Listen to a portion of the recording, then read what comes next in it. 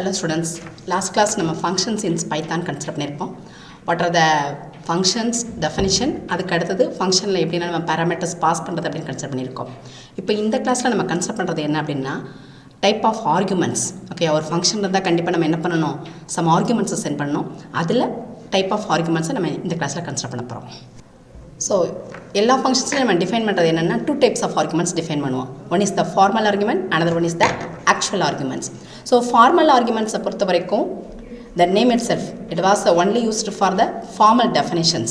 இப்போ example, நம்ம ஒரு functionல இருந்து கால் பண்றோம் அப்படினு பாத்தீங்கன்னா அந்த கால் பண்ற இடத்துல நம்ம define பண்ற arguments என்ன அப்படினு பாத்தீங்கன்னா actual arguments.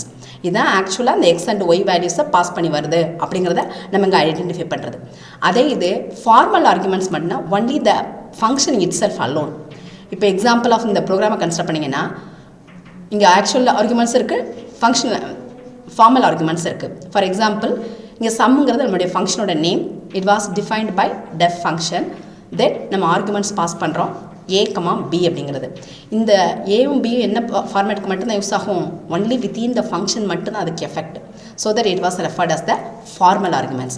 அதே இது அதை எங்க இருந்து நம்ம கால் பண்றோம்? அதோட வேல்யூஸ் எங்க இருந்து சப்ஸ்டிட்யூட் ஆகுது? sum of x, y. that is x the actual argument. x ஓட value will be settled to a. அதே மாதிரி y ஓட value settled on b. so இதுதான் நம்ம ஆக்சுவலா யூஸ் பண்ற ஃபார்மேட்.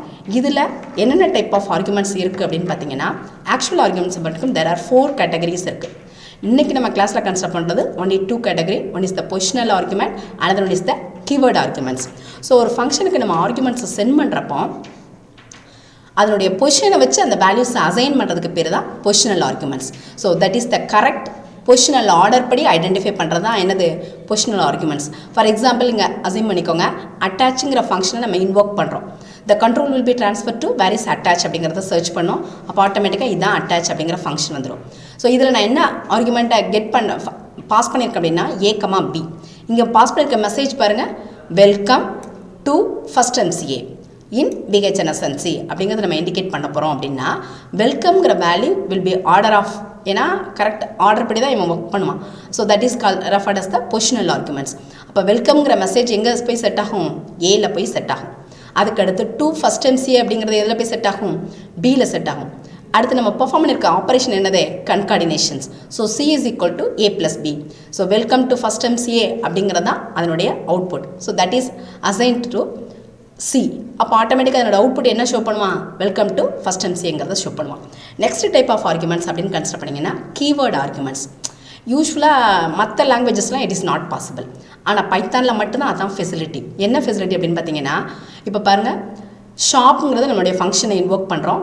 இன்வோக் பண்ணுறப்போ first time have to access through the item equal to சுகர்னு பாஸ் பண்ணியிருக்கேன். இங்கேயும் அதே ரெஃபரன்ஸை கொடுத்துருக்கோம், ஐட்டம்.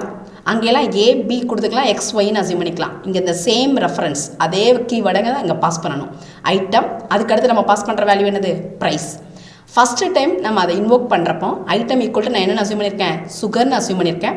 அதனோட price 50.75. So the same value assigned here. அப்போ item equal to percentage D. பைத்தானோட கன்வீனியன்ட் ஏற்கனவே நம்ம கன்சிடர் பண்ணியிருக்கோம். சியோட ஃபார்மேட் எல்லாமே இதுலேயும் என்ன பண்ணிக்கலாம்? இன்வோக் பண்ணிக்கலாம். ஸோ ஸ்ட்ரிங் ஃபார்மேட்டில் பிரிண்ட் பண்ணணும்.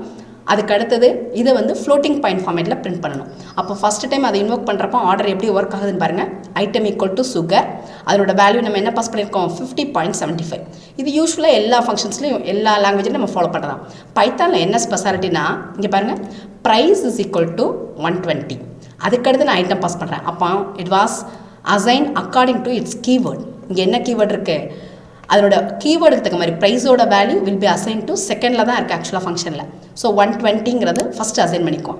அதுக்கடுத்தது ஐட்டமோட வேல்யூ என்னென்னு அசைன் பண்ணோம்? ஆயில்ங்கிறது அசைன் பண்ணிக்கும். டிஃபால்ட்டாக நம்ம எல்லா லாங்குவேஜில் யூஸ் பண்ணுறது, பைத்தானில் யூஸ் பண்ணல. Okay students, next class we will consider about the another 2 types of actual arguments. Thank you.